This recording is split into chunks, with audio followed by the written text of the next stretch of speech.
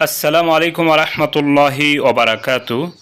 এক সাহাবী রাসূলুল্লাহ সাল্লাল্লাহু আলাইহি সাল্লামের কাছে এসে আরজ করল, হে আল্লাহ রসুল, ইসলামে তো অনেক বিধিবিধান যাহা পালন করা আমার জন্য কষ্টসাধ্য। আমাকে সহজ কিছু আমলের কথা বলেন যাতে আমি জান্নাতে যেতে পারি।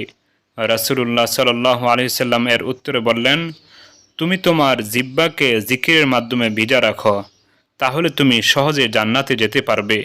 সুপ্রিয় দর্শক, সহজে জান্নাতে যাওয়ার অন্যতম একটি মাধ্যম হল সর্ব অবস্থায় সব জায়গায় আল্লাহকে স্মরণ করা, তার জিকির করা। সুপ্রিয় দর্শক, আজকে অত্যন্ত গুরুত্বপূর্ণ একটি জিকির নিয়ে আলোচনা করব। আশা করি আপনারা এই জিকিরটি মুখস্থ করবেন এবং এটার উপর আমল করবেন।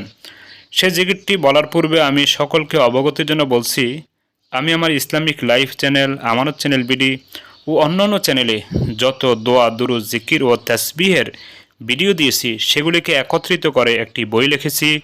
বইটির নাম দিয়েছি কোরআন ও সহিহ হাদিসের ভিত্তিতে নববী দোয়া। সুপ্রিয় দর্শক, বইটির মধ্যে প্রায় 700 দোয়া, দুরূদ, জিকির, তাসবিহ, ইস্তিগফার রয়েছে। প্রতিটি দোয়া, দুরূদ, জিকির, তাসবিহ, ইস্তিগফারের আরবি, বাংলা উচ্চারণ, অর্থ, রেফারেন্স, সে সম্পর্কিত হাদিস, হাদিসের অর্থ এবং হাদিসটি সহি কিনা সব কিছু বিস্তারিতভাবে আলোচনা করা হয়েছে।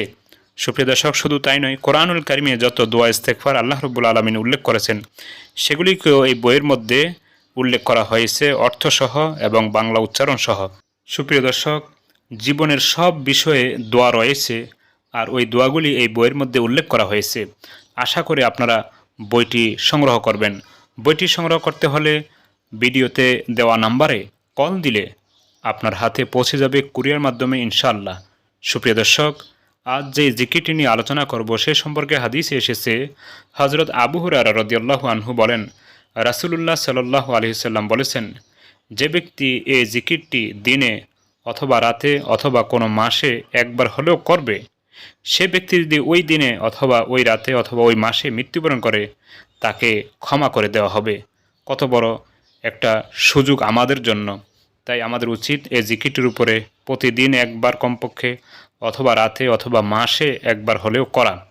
সেই জিকিরটি হলো, লা ইলাহা ইল্লাল্লাহু আল্লাহু আকবার, লা ইলাহা ইল্লাল্লাহু ওয়াহদাহ, লা শারীকা লাহ, লা ইলাহা ইল্লাল্লাহু লাহুল মুলকু ওয়া লাহুল হামদু, লা ইলাহা ইল্লাল্লাহু ওয়ালা হাওলা ওয়ালা কুওয়াতা ইল্লা বিল্লাহ। সুপ্রিয় দর্শক, আশা করি এই গুরুত্বপূর্ণ জিকিরটির উপর আমল করবেন।